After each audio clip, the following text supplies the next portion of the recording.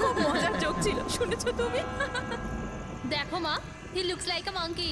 দেখো মা সব সময় আবার জ্বালাতন এসব? করে আমাকে। আরে প্লিজ তোমরা এই ঝগড়া করো না। মা, ও আমাকে বলতে থাকে সারাক্ষণ।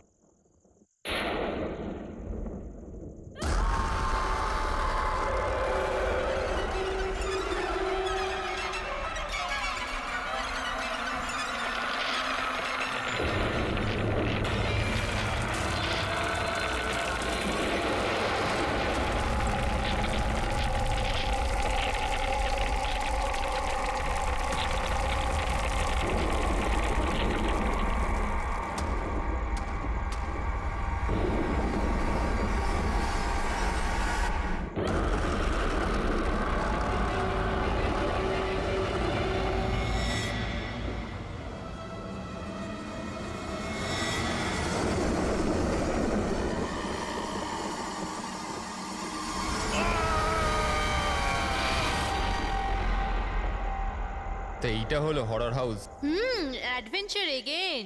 আরে ভাই ভয় পাচ্ছিস নাকি? আরে ভয় পাস না, আমি আছি তো সাথে। যদি কিছু হয়ে যায় আমার। আরে কি কিচ্ছু আর হবে হবে না ভাই, ভাই। আরে কি আর হবে ভাই। স্যার এসে গেছেন। হরর হাউস চ্যালেঞ্জ তো নিচ্ছেন আপনারা, কিন্তু একটা কথা আপনাদের বলে দিই, এটা কিন্তু অতটা সহজ নয়। দুর্বল হৃদয়ের জন্য তো একেবারেই নয়। এটা ওই বাড়িটাই না যেখানে 2 বছর আগে একটা ফ্যামিলির মধ্যে মার্ডার হয়েছিল? আগে হ্যাঁ, গোটা ভারতবর্ষের থেকে ভয়ানক জায়গা দ্বিতীয় নেই। অনেকেই চেষ্টা করেছে, কিন্তু আজ পর্যন্ত কেউই বেশিক্ষণ এখানে টিকতে পারেনি। তাহলে বলো, তোমরা কি এই চ্যালেঞ্জ নিতে প্রস্তুত? জিমি ভাই, অল দ্য বেস্ট। জিমি, তুই তুই তুই ভয় পাচ্ছিস না এখানে? আরে ভয়টা আবার কিসের?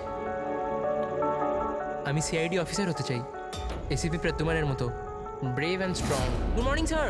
Good morning Jimmy. আজ হঠাৎ কি মনে করে?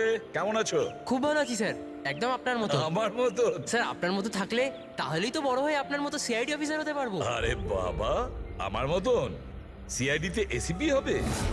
আর এমনিতেও এইসব তো ফেক ব্যাপার, কিছুই রিয়েল নয়, সব ভয় পাওয়ানোর জন্য। আরে কিছুক্ষণ থাকবো ভেতরে, তারপর চলে যাবো বাইরে।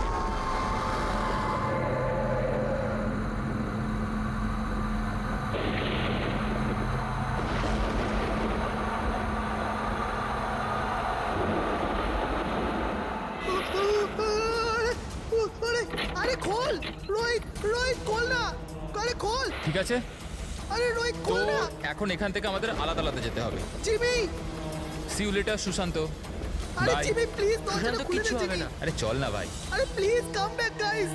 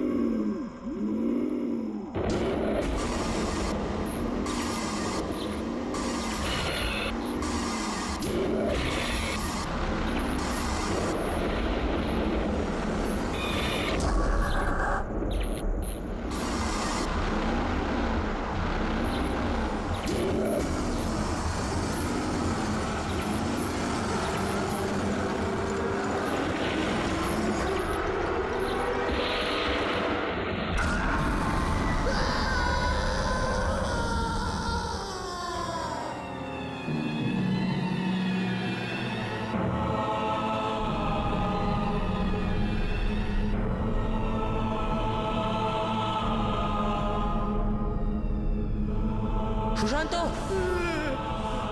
এদিকে কোথায় যাচ্ছিস? ক্লাস করবি, চল। সুশান্ত, কি হয়েছে? কাল রাত্রিরে আন্টিও ফোন করেছিল। তোর কি হয়েছে আমাকে একটু বলবি? দেখে তো কিছুই বোঝা যাচ্ছে না, কিছু তো বল। তুই চল আমার সাথে ক্লাসে চল। এই, কিছু তো প্রবলেম আছে।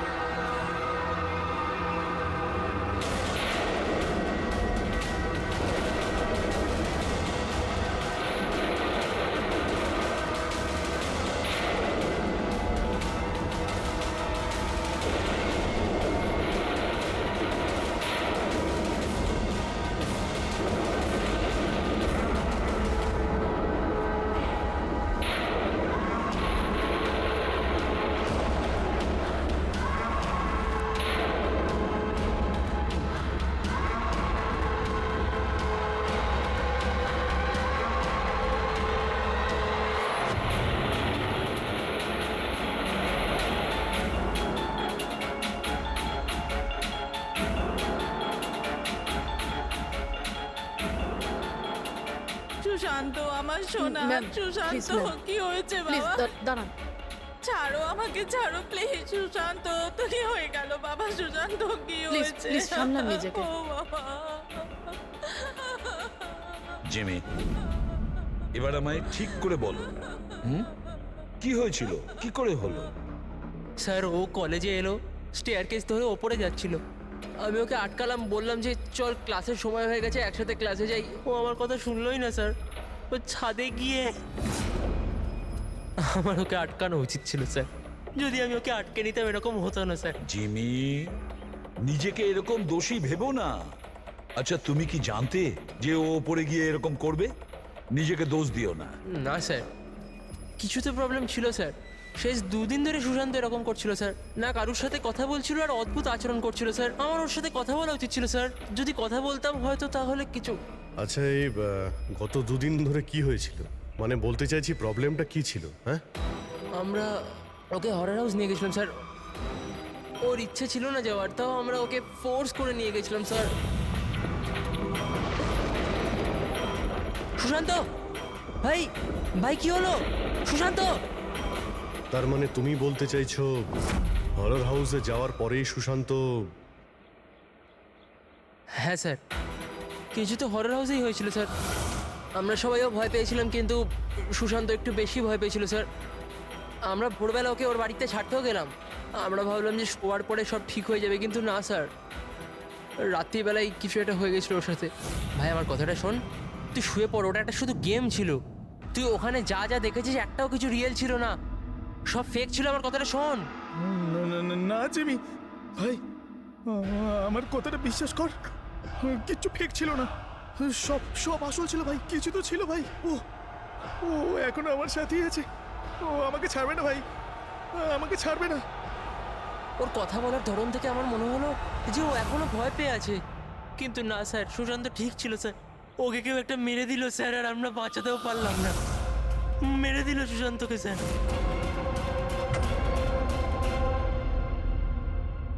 এই দেখো বস, এইটা সিটি স্ক্যান কার?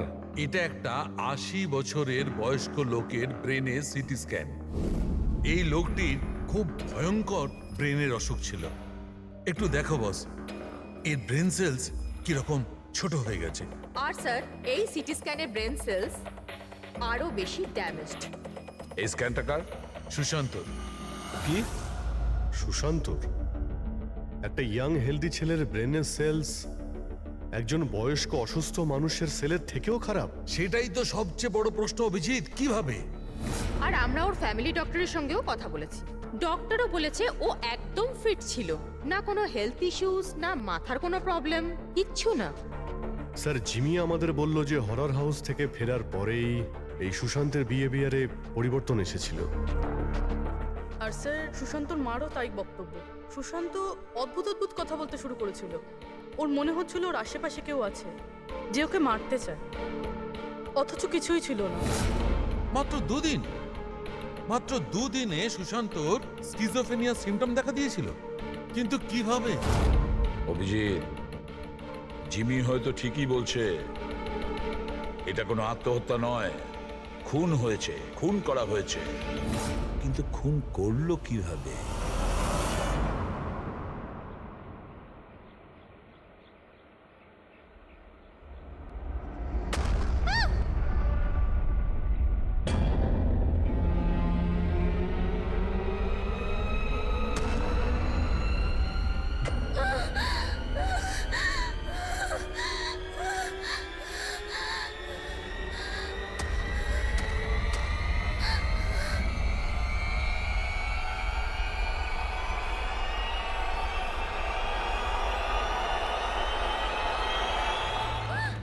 আরে দাঁড়াও, শোনো, দাঁড়াও, শোনো, শোনো, আরে আরে দাঁড়াও, এ পাগল হয়ে কেন গেছে নাকি? মারবে?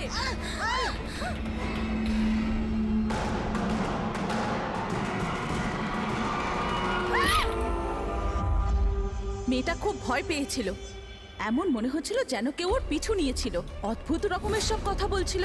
আমরা তোর সাহায্য করছিলাম, আমাদের দেখেই পালাতে গেল আর গাড়ির সামনে পড়ে গেল। তোমরা নিনার বন্ধু, তাই তো? তো তোমরা ওকে কখনো অদ্ভুত বিহেভ করতে দেখেছো? ছিল, কিন্তু আজ যখন কলেজ এলো একদম অন্যরকম বিহেভ করছিল। জিজ্ঞাসা করতে কিছু বললো না তো, তারপর হঠাৎ করে ক্লাস ছেড়ে চলে গেল। মানে কাল অবধি সব ঠিকঠাক ছিল, তো আজ আর কালের মধ্যে এমন কি হয়েছে যে ও এইভাবে বিহেভ করছিল? কাল রাতে আমরা হরর হাউসে গিয়েছিলাম, আর লিনা খুব বেশি ভয় পেয়ে গিয়েছিল। আমরা ভাবলাম যে সারা রাত ভালো করে ঘুমোলে সকালেও ঠিক হয়ে যাবে। এক্স্যাক্টলি কি হয়েছিল ওখানে? স্যার, লিনা ওখানে হঠাৎ করে অজ্ঞান হয়ে গিয়েছিল। Leena, Leena, Leena, Leena, are you okay? তারপর থেকেই তো ও অদ্ভুত বিহেভ করতে লাগে। ওকে দেখে মনে হচ্ছিল ওকে যেন কেউ মেরে দেবে। কি হলো? কেউ আছে ওখানে, দেখ, কেউ আছে। না, কেউ এখানে এসেছে কেন? যাও, গো। কেউ নেই ওখানে। আমি যেখানে যাই সেখানেই চলে আসে। আমাকে ছাড়বে না, আমাকে মেরে ফেলবে। হরর হাউস, এটা সেই হরর হাউস যেখানে সুশান্ত তার বন্ধুর সঙ্গে গিয়েছিল, আর যেখান থেকে আসার পরে ওর আর নিনার মাথার মধ্যে নানান রকমের চিন্তা ঘুরতে থাকে, ভুল ধারণা হতে থাকে। কিছু না কিছু গন্ডগোল আছে এই হরর হাউসে, কিছু না কিছু গোলমাল আছে। এরকম কিচ্ছু নেই স্যার, আমি সত্যিই জানি না ওদের দুজনের কি হয়েছে। তুমি জানবে না তো আর কে জানবে? হ্যাঁ, এই হরর হাউসের ব্যাপারে তোমার কোম্পানি সোশ্যাল মিডিয়াতে মেসেজ শেয়ার করেছিল, তাই না? আর এতে পরিষ্কার লেখা আছে যে এই হরর হাউসে মার্ডার হয়েছে, আর যে কেউ এই বাড়িতে এক রাত থাকলে তাকে 50,000 টাকা পুরস্কার দেওয়া হবে। হ্যাঁ, আর এতে এটাও লেখা আছে যে এই হরর হাউস তৈরি হওয়ার আগে 2-3 জন এখানে রাতে ছিল যারা এখনো নিখোঁজ। এদের এখনো পর্যন্ত খোঁজ পাওয়া যায়নি। স্যার, মার্কেটিং এর জন্য সব কিছু করতে হয়। হরর হাউসের প্রমোশনের জন্য কিছু অ্যাক্টরকে দিয়ে আমরা কাজ করিয়েছিলাম যাতে লোকেরা এখানে আসে। আপনারা যদি চান তো না আমার ঠিকানা দিতে পারি, আপনারা জিজ্ঞাসা করতে পারেন ওদের। আচ্ছা, তুমি যদি এসব কিছু মার্কেটিং এর জন্য করে থাকো, তাহলে এর পেছনের আসল গল্পটা কি? স্যার, এখানে একজন খুব ধনী মানুষ থাকতো তার নিজের পরিবারের সাথে, বিক্রম। আর একদিন সে নিজের গোটা পরিবারটাকে মেরে দিয়েছিল।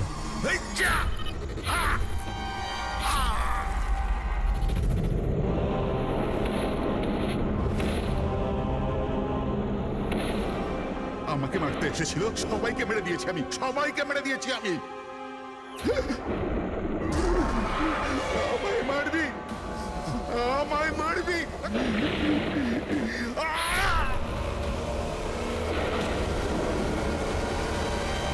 হ্যাঁ স্যার, বিক্রান্তের ব্যাপারে আমি নিউজে দেখেছিলাম। স্যার, এই জায়গাটা এমনিতেই ভূত বাংলোর নামে বদনাম ছিল, তো কেননা সেখান থেকে কিছু টাকা কামানো যাক। তাহলে স্কুল কলেজের বাচ্চাদের এরকম চ্যালেঞ্জ দিয়ে টাকা কামানোর নতুন উপায় বার করেছো, হ্যাঁ? কিন্তু তুমি কি ভেবেছো তোমার এই লোক দুটো বাচ্চার জীবন নিয়ে নিয়েছে? স্যার, আপনি জানেন তো যে হরর হাউসটা আসলে কি? এখানে সব কিছুই নকল স্যার। ভয় পাওয়ানোর জন্য ডেড বডির জায়গায় নকল অভিনেতারা থাকে, রক্তের জায়গায় লাল রং থাকে, লাউড নয়েজেস থাকে, দ্যাটস ইট। এখানে এমন কিচ্ছু নেই স্যার যাতে কারোর বিপদ ঘটতে পারে। স্যার স্যার ডক্টর সালুঙ্কের মেসেজ করেছে। ওর সিটি স্ক্যান থেকে জানা যাচ্ছে যে ওর ব্রেন সেল সেইভাবেই ড্যামেজ হয়েছে, ঠিক যেমনভাবে সুশান্তেরটা হয়েছিল স্যার। এবার বলো, যদি এটা সত্যি নাটক হয়ে থাকে, নকল হয়ে থাকে, তাহলে কারোর ব্রেনের উপর এত প্রেসার পড়বে কি করে? স্যার, আমি এর সম্পর্কে কিচ্ছু জানি না, আমি সত্যি বলছি। ঠিক আছে, আজ রাতে এই হরর হাউসে আমরা থাকবো। জানতে তো পারা যাবে বিজনেসের নামে এখানে কোন কোন খেলা চলছে।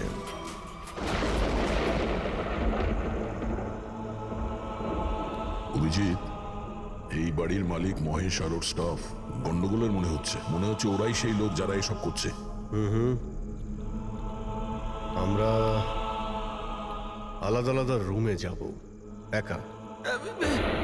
আমরা সবাই নিশ্চয়ই এটা জানি যে এরা এখানে এমন ব্যবস্থা করে রেখেছে যাতে আমরা সবাই ভয় পেয়ে যাই। হ্যাঁ,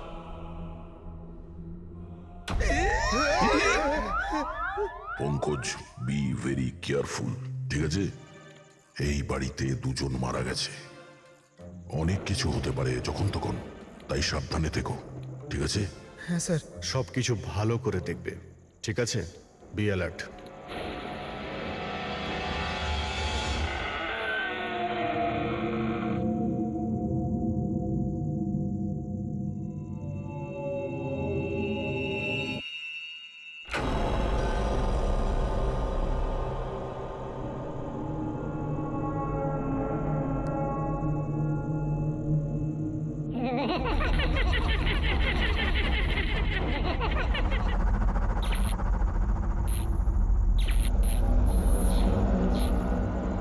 যদি দরজা অবধি যেতে হয় তো এই লাশগুলোকে টপকে যেতে হবে।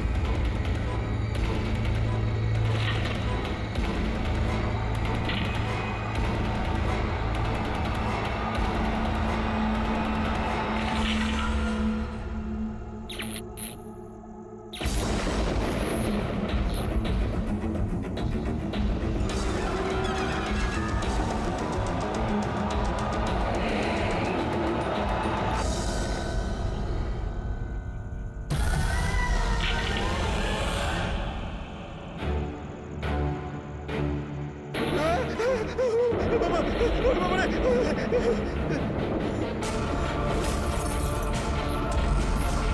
বিক্রান্ত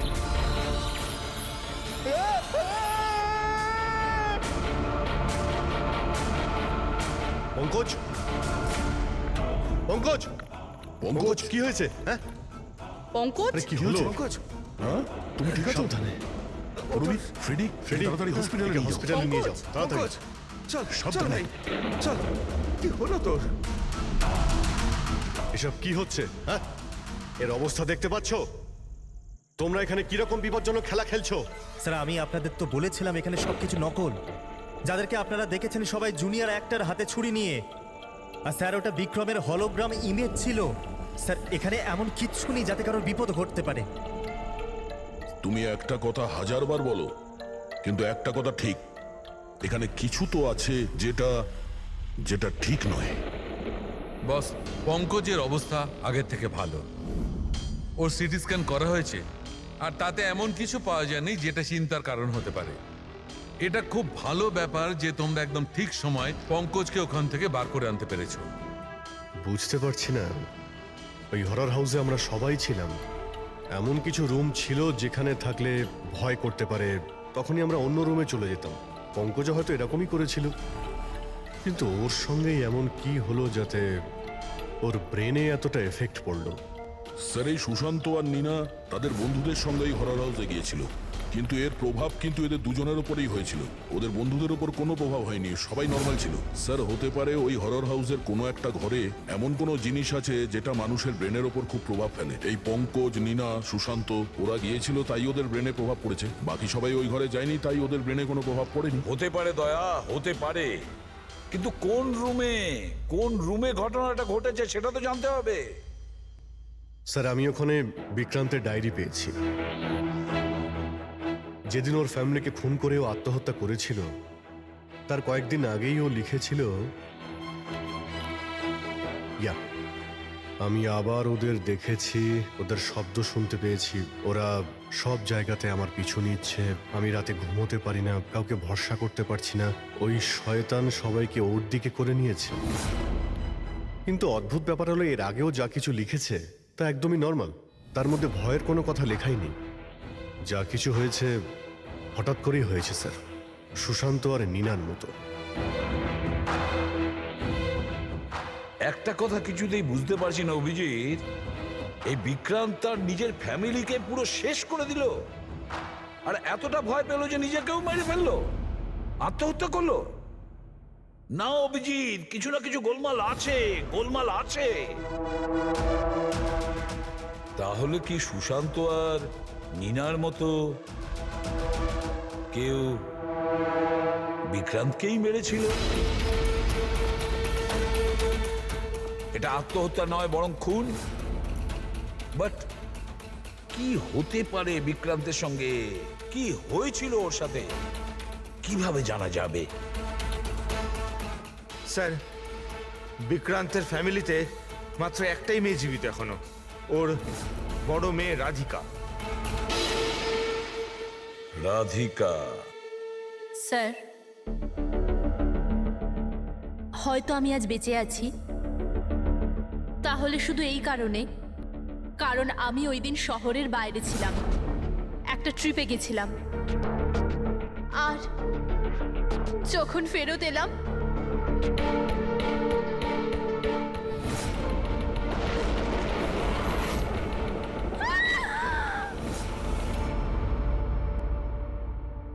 ওনার ডায়েরি আমি পড়েছি, তাতে এটা জানতে পেরেছি যে 10 সেপ্টেম্বরের আগে উনি একদমই নর্মাল ছিলেন। তারপর থেকে উনি কাউকে দেখে ভয় পাচ্ছিলেন, মনে হচ্ছিল কেউ ওনাকে মেরে ফেলতে চায়। 10 সেপ্টেম্বর স্যার 10ই সেপ্টেম্বর তো আমরা বাবার 50 বার্থডে সেলিব্রেট করেছিলাম, অনেক লোক এসেছিল, ফ্যামিলি, ফ্রেন্ডস, আর স্যার বাবা তো খুব খুশি ছিল। স্যার কিন্তু বাবার বার্থডের পরেই ওনার বিহেভিয়ার চেঞ্জ হয়েছিল। অভিজিৎ,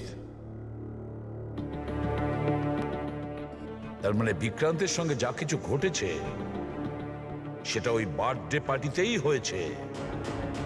কি কি এমন হয়েছিল যেটার কারণে বিক্রান্ত সেদিন ডিস্টার্ব ছিল? কি হতে পারে? আচ্ছা রাধিকা, আপনি বলতে পারবেন ওই দিন বার্থডেতে কারা কারা এসেছিলেন? ওই দিনের ভিডিও আর ফটোগ্রাফসও চাই আমাদের। সারা রাত বিক্রমকে পার্টিতে একদম নর্মাল লাগছিল, কিন্তু লেট নাইটে কারুর সাথে ওর ঝগড়া হয়েছিল। আমি দূর থেকে দেখেছিলাম, খুব জোরে জোরে তর্ক বিতর্ক চলছিল। তার সঙ্গে অজয়, বিক্রান্তের বেস্ট ফ্রেন্ড। বিক্রান্তের সাথে? স্যার, অনেক বড় ভুল করে ফেলেছে আমার বাবা মা, নিজের মেয়ের বিয়ে বিক্রমের সাথে দিয়ে। যদি ওর বাঁচতেই না ইচ্ছা ছিল তাহলে মরে যেত, কিন্তু আমার বোন আর বাচ্চাদের মারার কি দরকার ছিল? বিক্রান্ত মারা যাওয়ার পরে সমস্ত প্রপার্টি তো রাধিকার নামে হয়ে গিয়েছিল না? নো স্যার, বিক্রমের ব্যবসা আর ও সম্পত্তির মধ্যে রাধিকার কোনো ইনভলভমেন্ট নেই স্যার। ওর পরিবারের পর ও পুরো ভেঙে পড়েছিল, একটা টাকাও নেয়নি স্যার। বেশিরভাগ টাকাটাই ও চ্যারিটি করে দিয়েছিল। আর বিক্রান্তের বিজনেস? স্যার, ওর কাজিন আছে না দীপক, ওই সব সামলাতো। দীপক, বিক্রান্তের মৃত্যুর পরে ওর পুরো বিজনেসের প্রপার্টি তুমি সামলেছ, তাই তো? কারণ বিক্রান্তের ফ্যামিলিতে আর কেউ ছিল না, শুধু রাধিকা ছাড়া। আর রাধিকা নিজেকে বিজনেস আর প্রপার্টি থেকে নিজেকে সরিয়ে দিয়েছিল এই জন্য, তাই তো? আগে সবাই এটা জানতো যে বিক্রম আমার কাজিন ছিল, আর কাউকে তো দায়িত্ব নিতেই হতো। কিন্তু এসব আপনি আমায় কেন প্রশ্ন করছেন? দেখুন, বিক্রম আর তার পরিবারের সাথে যা কিছু হয়েছে তার আফসোস সবারই আছে। ওটা একটা দুর্ঘটনা ছিল, চক্রান্ত নয়। আপনারা সবাই এটা ভাবছেন যে দীপক আত্মহত্যা করেনি, খুন করে দিয়েছে কেউ ওকে। আমি মেরেছি ওকে, আর টাকা দিয়ে আমি খুন করিয়েছি ওকে। স্যার, ও আমার খুব ভালো বন্ধু ছিল, খুব ভালো। আমাদের দুজনের মধ্যে পুরো একদম ভাইদের মতো ভালোবাসা ছিল। আমরা তো জেনেছি যে অনেক দিন ধরেই তোমাদের দুজনের বন্ধুত্বের মধ্যে একটা চিড় ধরেছিল। কি বলছেন? না স্যার, স্যার ওই যে হয় না বন্ধুদের মধ্যে মাঝে মাঝে ওই একটু ঝগড়া হয়, প্রবলেম হয়, ওইরকমই কিছু হয়েছিল। কিন্তু স্যার পরে আমরা প্যাচ আপ করে নিয়েছিলাম। স্যার স্যার আমার কথা ভালো করে শুনুন, যদি আমাদের মধ্যে বন্ধুত্ব না থাকতো তাহলে ও কি আমাকে পার্টিতে ডাকতো? হ্যাঁ, রাইট।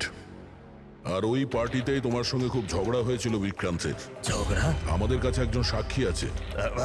না স্যার, ঝগড়া হয়নি স্যার। আসলে কি বলুন তো, ওই 3-4 পেক ভেতরে যাওয়ার পর শুধু আমরা দুজন হাইপার হয়ে গেছিলাম। তারপর আমাদের দুজনের মধ্যে ওই তর্কাতর্কি শুরু হয়ে গেছিল, দ্যাটস ইট। অদ্ভুত কথা বলেন ম্যাম আপনারা। পুরো পৃথিবী জানে যে বিক্রম নিজের ফ্যামিলির খুন করে নিজে সুইসাইড করেছিল। হতে পারে ওর অনেক বড় প্রবলেম ছিল, পুলিশও এই কেসটা ক্লোজ করে দিয়েছে। তো আপনারা কেন আমাকে 2 বছর বাদে এই কেসটাতে ফাঁসাতে চাইছেন? আই মিন, আমি এরকম কেন করব? দেখুন, আমরা তো শুধু এটুকুই জানতে পেরেছি, বিক্রান্তের কোম্পানিতে বছরের পর বছর কাজ করার পরেও আপনার প্রমোশন হয়নি। ইনফ্যাক্ট বিক্রান্ত আপনাকে বরখাস্ত করতে চেয়েছিল, আর তারপর আচমকা বিক্রান্তের মৃত্যুর পর আপনার ফাইন্যান্সিয়াল কন্ডিশন বেটার হয়ে গেল। হ্যাঁ, তো মানে আপনারা এটা বলতে চাইছেন যে আমি বিক্রমকে খুন করে ওর পুরো প্রপার্টিটা নিজের নামে করিয়ে নিয়েছি? Is that you want to say? আপনাদের এটা মনে হয় যে আমি বিক্রমকে উস্কেছিলাম নিজের ফ্যামিলিকে মেরে দিয়ে আত্মহত্যা করার জন্য? এ ব্যাপারে আপনাদের কাছে কোনো প্রমাণ, কোনো সাক্ষী আছে? দীপক, বিক্রান্তের 50তম জন্মদিনের পার্টিতে তুমি নিশ্চয়ই ছিলে, তাই তো? তাহলে কোনো গিফটও নিয়ে গিয়েছিলে? 50 বছরের পার্টি বলে কথা। কি কি নিয়ে গিয়েছিলে একটু বলো না। আগে 2 বছর আমি বিভিন্ন জনকে বিভিন্ন গিফট করেছি, কি করে বলবো যে বিক্রমকে কি দিয়েছিলাম? আমি ঠিক মনে করতে পারছি না। আই থিঙ্ক শুধু কার্ডটাই দিয়েছিলাম। কিন্তু স্যার এই হঠাৎ মধ্যখানে গিফট কোথা থেকে চলে এলো? আর আমার মনে নেই যে আমি ওকে কি গিফট দিয়েছিলাম। এটা 2 বছর আগের ঘটনা ম্যাম। আর কাউকে কোনো গিফট দেওয়া কি কোনো দোষের কিছু? আমি বিক্রমকে ওর ফেভারিট অথরের নতুন বই গিফট করেছিলাম, কিন্তু ওকে অন্যরা কে কি গিফট করেছিল সেটা আমি জানি না। আপনি কেন জানতে চাইছেন?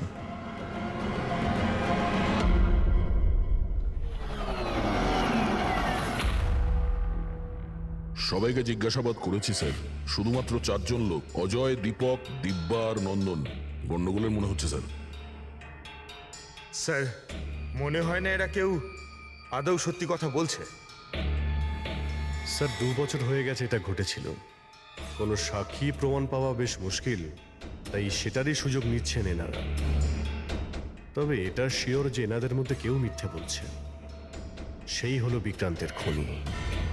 অভিজিৎ, তাও একটা প্রশ্ন থেকে যায়, যদি এমন কেউ গিফট দিয়ে থাকে যেটাতে মাথা খারাপ হয়ে যায়, তাহলে বিক্রান্তের কেন মাথাটা খারাপ হলো সেই জিনিসটা পেয়ে?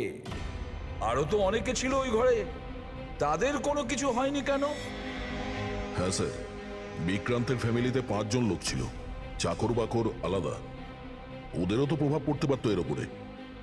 যেমন 2 বছর বাদে যত লোক ওখানে গেছে, কারোর ওপর কোনো প্রভাব পড়েনি, শুধুমাত্র পঙ্কজ, সুশান্ত আর নীনা। পঙ্কজ, বলো কোন রুমে গিয়েছিলে আর কিভাবে গিয়েছিলে?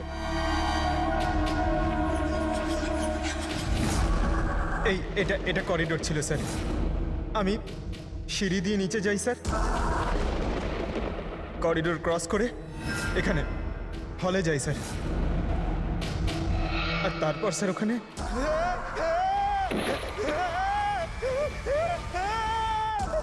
ও আমার পা ধরেছিল স্যার, আমি ভয় পেয়ে যাই, তারপর আমি এখান থেকে পালাই, আর তারপর স্যার আমি করিডোরে আসি, আর এইখানেই হয়তো কোথাও আমি ওই বিক্রান্তকে দেখি। আর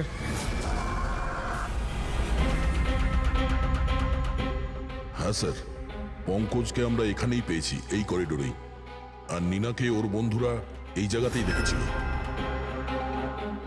আর সুশান্তও এখানেই সুশান্ত এই জায়গাতেই পেয়েছিল। আর সেটা যাই হোক, যেটা আমরা খুঁজছি হতে পারে এর আশেপাশেই কোথাও আছে। স্যার ওখানে কি থাকতে পারে? ওখানে তো অ্যান্টিক্স, পেন্টিং, না জানি কি কি ছিল। ওখানে এমন কি থাকতে পারে যার জন্য ওরা মারা গেল? স্যার বিক্রান্তের মৃত্যু 2 বছর আগে হয়েছিল, আর এই দুজনের মৃত্যু সবে মাত্র হয়েছে 2 বছর পরে। এমন কি জিনিস থাকতে পারে ওখানে যার ফলস্বরূপ এতগুলো মৃত্যু হলো? কি আছে সেটা খুনি বলতে পারবে। সিআইডির লোক এটা বলল যে ওই রাতে যা যা হয়েছে সেসব আমাদের থেকে আরেকবার জানতে চায়। এই জায়গাতেই যেখানে পার্টি হয়েছিল সেখানে এক্স্যাক্টলি কি হয়েছিল, ওই রাতে কে কি করছিল এবং কোথায় ছিল। আরে এসিপি স্যার এখন অব্দি এলেন না কেন? আমি এর থেকে বেশি অপেক্ষা করতে পারবো না। এনাফ। একটা কাজ করি, এসপি স্যারকে একবার ফোন করে নিই। ওকে। আরে তোমরা যা করবে করো, আমি তো চললাম। আমি এখানে এক মুহূর্ত থাকবো না, আরে এক মুহূর্ত থাকবো না। আরে দাঁড়ান একবার।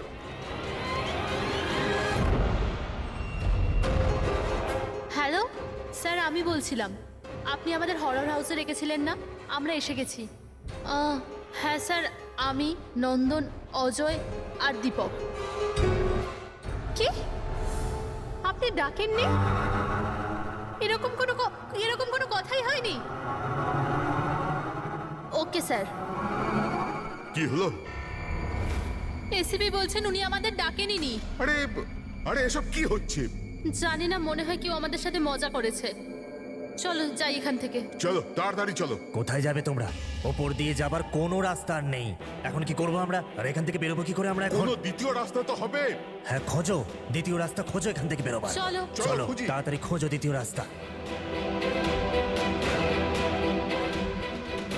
এক কাজ করো, তুমি ওদিকে দেখো, আমি এদিকে দেখছি। হ্যাঁ।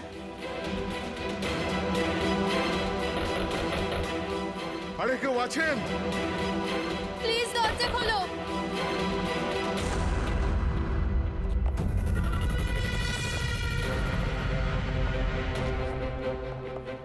এসব কি মজা হচ্ছে স্যার? আপনারা কেন বিরক্ত করছেন আমাদের? বিরক্ত করছি না আমরা, শুধু পরীক্ষা নিচ্ছি, আর তার রেজাল্টও পেয়ে গেছি। আমরা বুঝতে পেরেছি খুনি কে। আপনাদের সবাইকে এই হরর হাউসে সেই জায়গাতে বন্দি করা হয়েছিল যেখানে এমন কোনো জিনিস আছে যার কারণে ব্রেনের ওপর খুব প্রভাব পড়ে আর মানুষ অদ্ভুত ধরনের বিহেভ করে, কিন্তু ওই জিনিসটার ব্যাপারে খুনি জানে, আর সেই জিনিসের কারণেই খুনিকে চিনতে পারা গেছে। খুবই স্বাভাবিক খুনি ওই জিনিসটাকে নোটিস করবে, তার থেকে দূরে যাওয়ার চেষ্টা করবে, কারণ ও এটা চাইবে না যে বিষাক্ত কেমিক্যালের প্রভাব ওর উপর যেন না পড়ে। চারিদিকে দরজা বন্ধ ছিল, ও এখানে আটকে গিয়েছিল, সেই জন্যই ও ওটাকে ছুঁয়ে ফেলার ভুল করে। আর এই ঘরে কি কি ঘটেছে সবকিছু সিসিটিভি ক্যামেরায় বন্দী।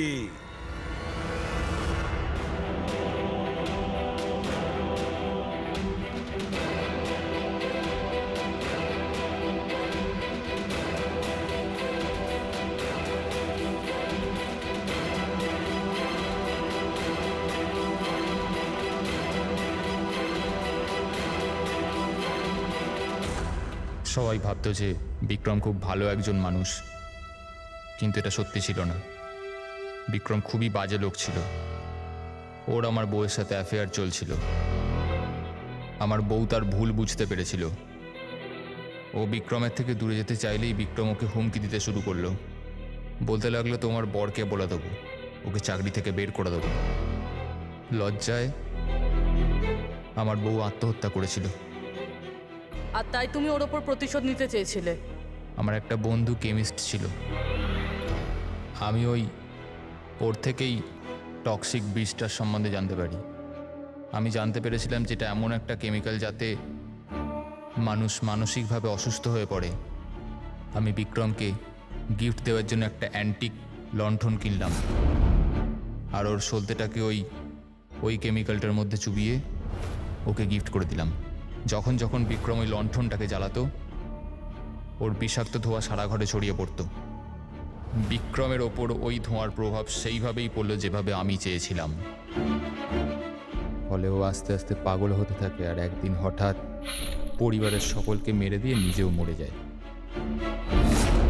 কেউ কোনোদিন এটা জানতেও পারেনি যে ওই কেমিক্যালটার জন্যই ও এত বড় একটা কাণ্ড ঘটিয়ে ফেলল।